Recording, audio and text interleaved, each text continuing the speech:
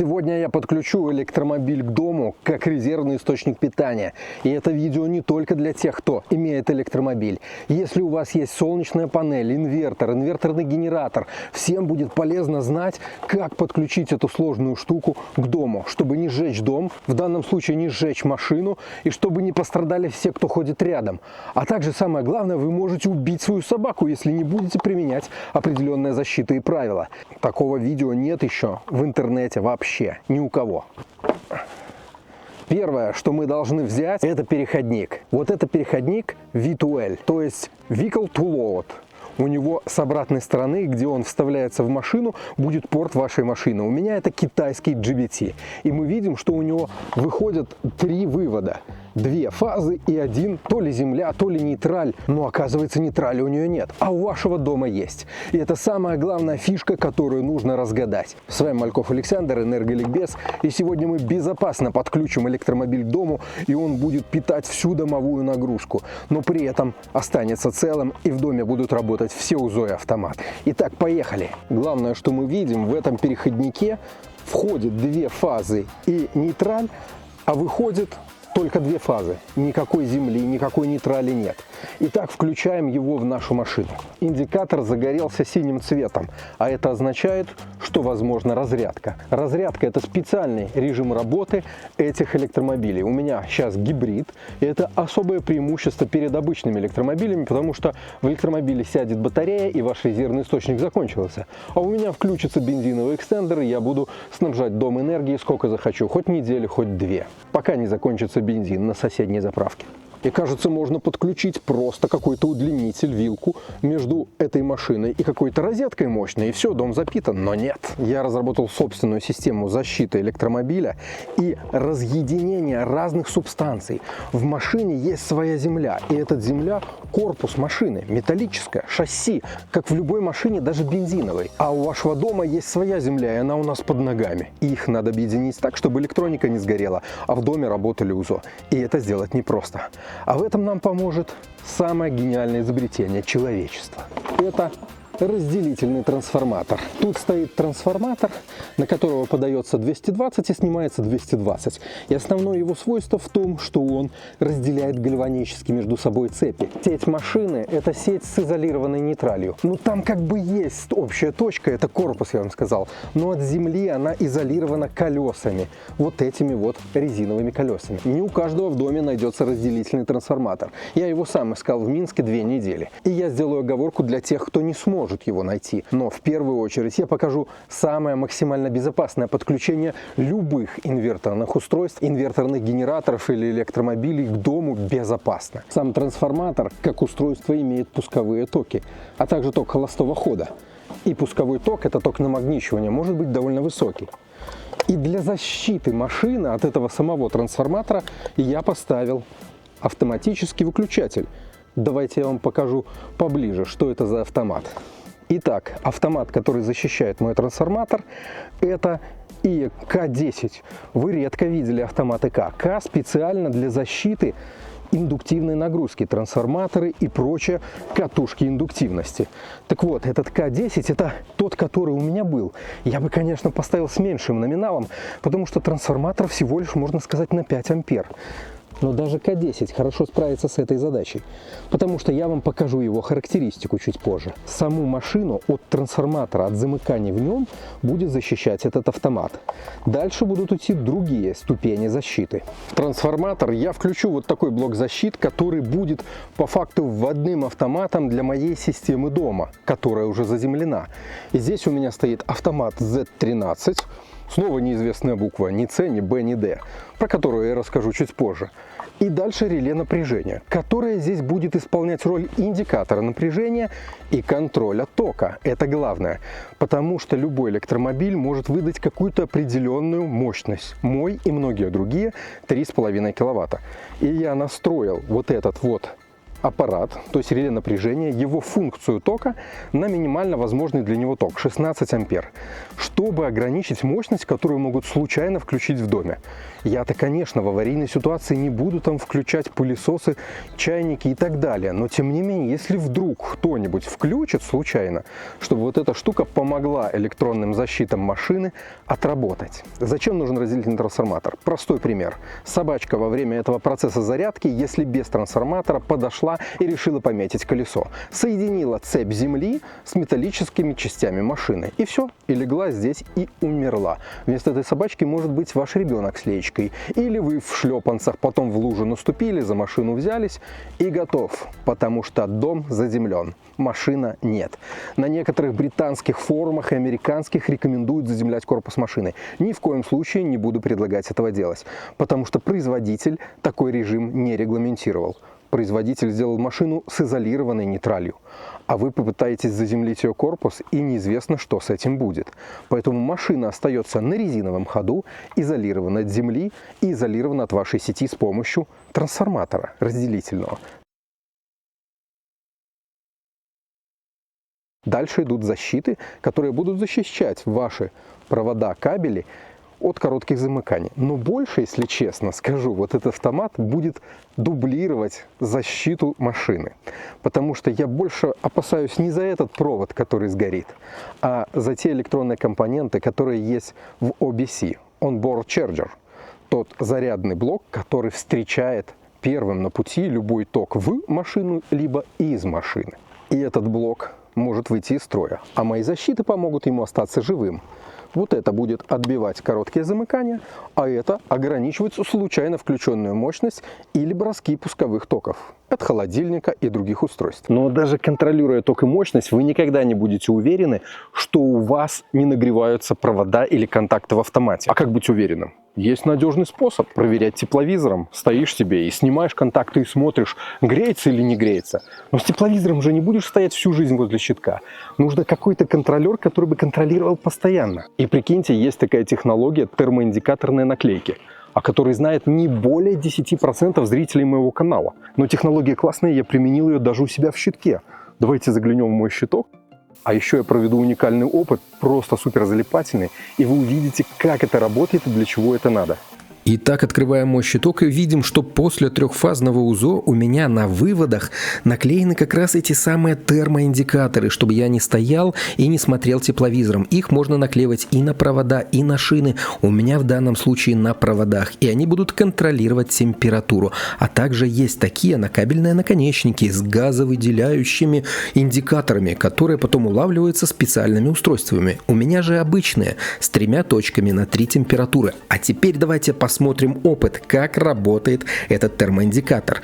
Там внутри специальный материал, который проходит определенный фазовый переход при достижении температуры. Из твердого расплавляется в жидкое состояние. Наклеивается на кабели, двигатели, трансформаторы, подшипники, везде, где вы хотите контролировать достижение критической температуры. Мы видим, что при достижении определенной температуры срабатывает вот этот черный кружочек. Не обращайте внимания на саму температуру, она условна, потому что у меня не калиброванный прибор, и датчик стоит с обратной стороны ковшика, в котором нагревается вода. Вместо этого ковшика будет как раз ваша контролируемая поверхность. И для высоковольтных установок есть специальные индикаторы на такой вот светоотражающей подложке. После их сработки их легко обнаружить в свете фонаря на какой-нибудь высоковольтной шине или части выключателя или высоковольтного кабеля. Чтобы вы не думали, что только на ковшиках они срабатывают, я провел опыт на стальной шинке, пропустил ток 60-70 ампер, и все получилось. Эх, мне бы такую технологию, когда я энергетиком завода работал. Все бы щиты ими оклеил. Столько бед удалось бы избежать. Тогда и тепловизоров даже не было.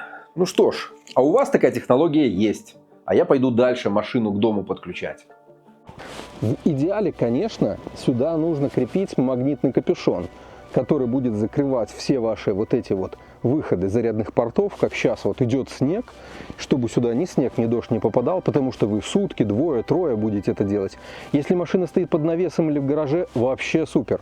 Но не забывайте, если это гибрид, в гараже он может завестись и сделать там очень много дыма. Поэтому на улице нужно применять какие-то всепогодные капюшоны. Их достаточно в продаже. Когда у вас в доме пропала электроэнергия, это значит, что ее где-то ремонтируют. А значит, нужно обязательно отключить сразу цепи от сети и потом только подключить вашу нагрузку. Лучше это делать с помощью трехпозиционного переключателя. У меня же просто собраны автоматы на внешнюю розетку, которые я предварительно отключу, потом отключу автоматы от сети, подключу вилку и подам напряжение от машины. Что, снежок немножко прошел, и можно продолжать. А вот эта штука – всепогодный карман-капюшон, который будет защищать вашу и зарядку, и разрядку от осадка. Сейчас у меня машина заряжается, я ее сниму с зарядки, верну пистолет. А вот эта штука, видите, она не такая защищенная, как пистолет, поэтому, когда мы вставляем переходник V2L, здесь больше доступных открытых частей. Сейчас я буду подключать свой разделительный трансформатор и показывать последовательность включения в цепь, безопасную. Первым делом нужно проверить, чтобы были отключены абсолютно все автоматы, которые есть у вас в цепи. И тот автомат, который защищает мою розетку, тоже. Если у вас уже нет в доме электроэнергии, то автоматы, которые вводные от городской сети, тоже нужно все отключить. И перед счетчиком, и после счетчика. И автомат в доме вводной тоже. То есть все автоматы должны быть отключены. Когда все автоматы отключены, начинаем сборку цепи. Сразу включаем вилку разделительного трансформатора. Автомат отключен. В розетку разделительного трансформатора включаем вилку провода, который будет соединять наш блок защит с домом.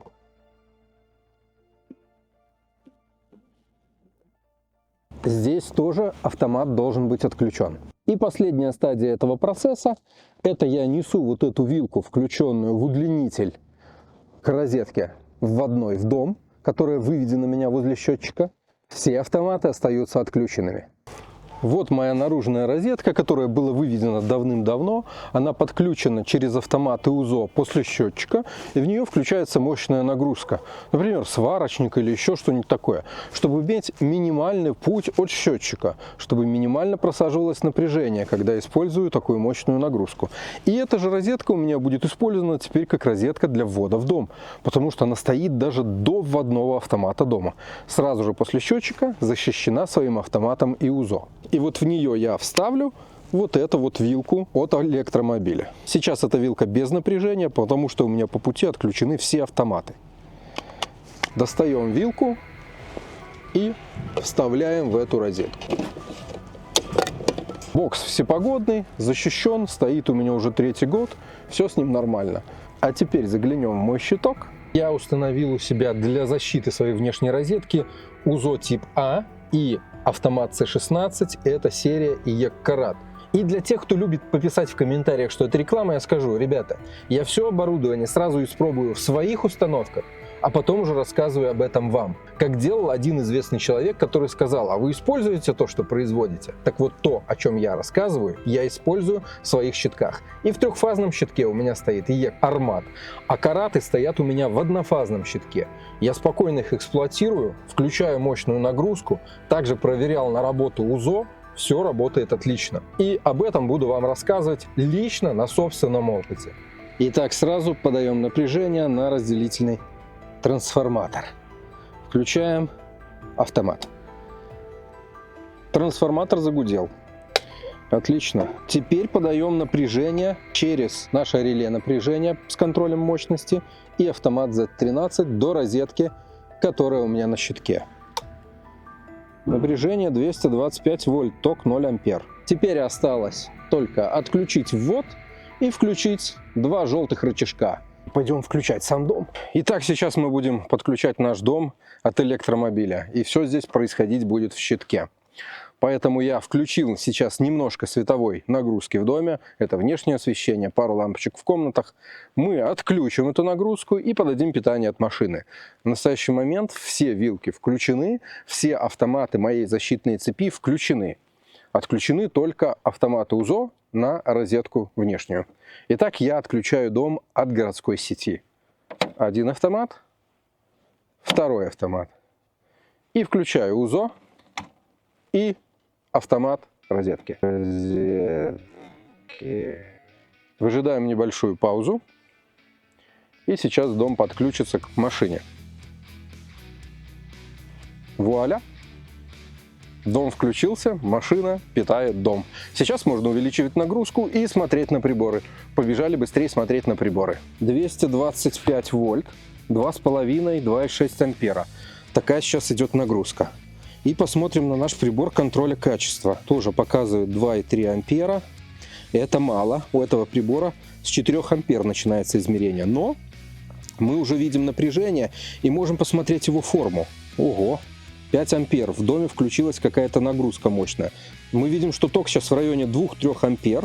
Сильно искажен. В основном светодиодные светильники. Там насосы, котел, его электроника. О, ток увеличился. И напряжение при этом сохраняет идеальную форму синусоиды. И можем посмотреть в меню, какой уровень гармоник по напряжению. Итак, уровень гармоник 2,93%. Небольшой. У меня в сети точно такой же, питающий. Поэтому машина, можно сказать, при такой нагрузке дает очень хорошее качественное напряжение. Гармоники по току, конечно, будут больше. Ну, ток еще довольно маленький, надо увеличить его. Но все равно пока показывает уровень довольно высокий. Сейчас я подключу дополнительную нагрузку. Это утюг, который используется только для опытов, потому что вы видите, какой у него шнур. Он уже выведен из эксплуатации. Итак, пробую подключать. 7 ампер, хорошая нагрузка. Он показывает 6,8 ампера. Коэффициенты гармоник, мощность. Сейчас мы посмотрим даже 1,41 киловатта, 0,033 киловольт ампера реактивных, 1,45 киловольт ампера. Очень хороший power-фактор, 0,97. Косинус фи тоже очень хороший. Так, посмотрим, что у нас на диаграммах. Форма напряжения, даже при высокой нагрузке, идеальная синусоида. Форма тока, видите сами какая. Далека от идеала. Машина дает хорошую форму напряжения под нагрузкой. В идеале всю вашу вот эту технологию защитную, трансформатор, все защитные аппараты разместить в багажнике машины, вывести здесь провода, и важно, чтобы ваша крышка багажника могла закрыться при этом. И тогда эта вся штука будет всепогодная. Ведь наш зарядный порт закрыт капюшончиком, багажник закроется и закроет все эти приборы, и все, дождь, снег, град, все, что происходит, не будет мешать нашим устройствам работать, ведь они электрические, и лучше их хранить в помещении, которым будет для них машина. Сейчас попробую закрыть крышку багажника своей машины, а вдруг получится.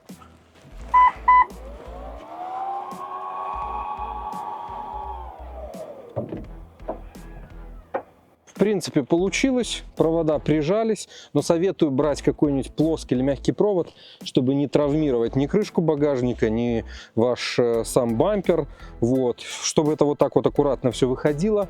И все, теперь машина защищает все наши устройства защитные от дождя, снега. Все, может работать здесь неделями. Только бензин подвози. Кстати, о бензине. Не забывайте, что если у вас гибрид, а не электромобиль, и если вы его поставили в свой отапливаемый гараж в доме, и он без должной вентиляции, то гибрид заведется сам, когда сядет батарея. Давайте заглянем в машину и посмотрим, что там внутри происходит. Мы видим, как идет разрядка. На экранчике электромобиля это отображается вот таким значком. И есть еще более крупный знак, смотрите. Вот на этом экранчике мы видим такую анимацию разрядки, как энергия уходит из электромобиля. И тут важная надпись. Вставьте адаптер. При низком уровне заряда батареи двигатель может автоматически запуститься. Рекомендуется использовать эту функцию в хорошо проветриваемом помещении. Я вам показал максимально безопасный режим электроснабжения дома от электромобиля или гибрида. Вы, конечно же, можете его включить без всяких защит и разделительных трансформаторов.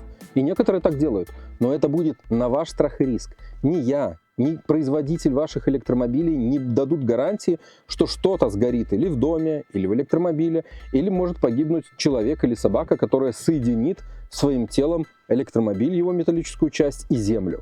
Потому что земля – это одна субстанция, а металл машины – другая.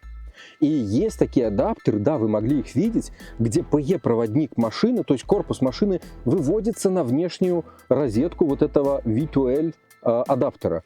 Но эта земля не имеет никакого значения, никакого отношения к вашей земле защитной вашего дома. И я это доказал. Я показал, что я поставил этот вот свой прибор и разделительный трансформатор, и он жестко разделил сеть машины от сети дома. Все, теперь они между собой электрически не связаны. Гальванически развязаны, говорить правильно.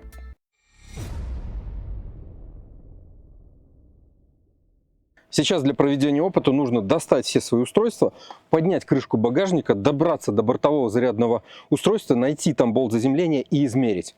И потом сделать один самый уникальный опыт. Отключим разделительный трансформатор и измерим еще раз. И увидим, насколько опасно без него. И теперь мы видим напряжение между землей и корпусом машины 37-38 вольт. И это через разделительный трансформатор. В принципе, если его убрать, цифра, я думаю, не поменяется. Но в данном случае отсутствует электрическая связь. И вот мы вживую убедились, что есть этот потенциал между корпусом машины и землей. Но мой разделительный трансформатор гальванически разорвал связь между машиной и землей. И даже при наличии такого потенциала ток не пойдет. Разделительный трансформатор стоит на пути этого тока. А если бы его не было, все, это прямая электрическая связь, и пошел бы ток. А дальше работали бы защиты вот этого устройства, которое называется бортовое зарядное. Вас бы било током, вашу собаку, ребенка. Так поэтому я показал вам самый безопасный способ подключения машины к дому, то есть технологию Vehicle to Home.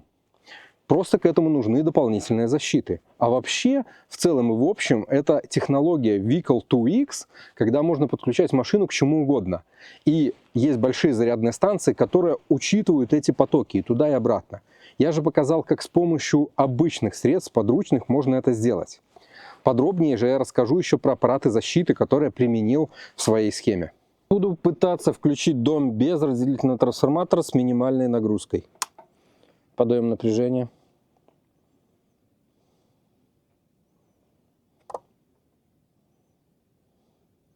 Был пусковой ток. Отключился инвертор. Сработало реле напряжения. Видите, трансформатор выполняет даже важную сглаживающую функцию. Инвертор машины по минимальному напряжению отключает из-за пускового тока. Надо полностью выключать нагрузку в доме, иначе мы не включим его. Видите, без разделительного трансформатора даже включить дом довольно сложно, потому что инвертор отключает токи пуска и снижает напряжение. На это реагирует реле и отключает всю схему. А с разделительным трансформатором таких проблем не было. А сейчас мы будем мерить напряжение между землей и корпусом машины. Поехали снова мерить. И что у нас теперь? Между землей и машиной 95 вольт. Я сейчас меряю на корпус, могу вот на снова этот же винт, непосредственно который, давайте подсвечу. Это винт. Вот это винт корпуса машины, непосредственно железо. Смотрим. Напряжение между землей и корпусом машины 95 вольт. Вот это будет, если вы будете подключать без разделительного трансформатора. 95 вольт. Может убить и собаку, и человека. Вот таким нехитрым способом можно электромобиль превратить в внешний генератор. Бесшумный, хороший, который может питать ваш дом, но необходимо помнить при этом про все меры безопасности. И, кстати, на свой страх и риск вы, конечно, можете подключить машину, минуя все эти системы безопасности. Поэтому моя схема – это схема безопасного подключения дома к электромобилю как к генератору. А все остальные схемы без разделительного трансформатора, без дополнительных защит, конечно же, будут работать, но до поры до времени. Пока у вас электронная защита вашей машины не справится с каким-то замыканием. Пока у вас кто-то не замкнет корпус машины с землей. И, возможно, электронная защита и в этом случае отработает хорошо. Ключевое – возможно, отработает, а возможно и нет. Возможно, это произойдет только в исключительном случае. Поэтому, когда вы смотрите энерголикбез, это путь в безопасное использование... Подождите, звонок. Что? Как разрядился? Я как раз сейчас видос снимаю, как от машины дом запитать. Ну, купил электричку, молодца. Где стоишь? Сейчас, подожди секундочку. Ребятки, позвонил как раз товарищ, у него разрядился электромобиль. У него чистая электричка, не гибрид. Просит подъехать. Я сейчас подъеду, пока у меня тут все с пылу с жару, попробую запитать его машину и зарядить. И заодно посмотрим, получится ли это. Короче, ребята, я поехал. Буду его заряжать, увидимся в следующем ролике, увидите результат, получилось ли у меня его зарядить. И самое главное, я еще захвачу с собой пауэрбэнк. попробую заряжать его электромобиль не только от моей машины, но и от большого пауэрбэнка, внешней зарядной станции, которая у меня есть. С вами был Энерголикбез, Мальков Александр. Увидимся, я погнал к товарищу.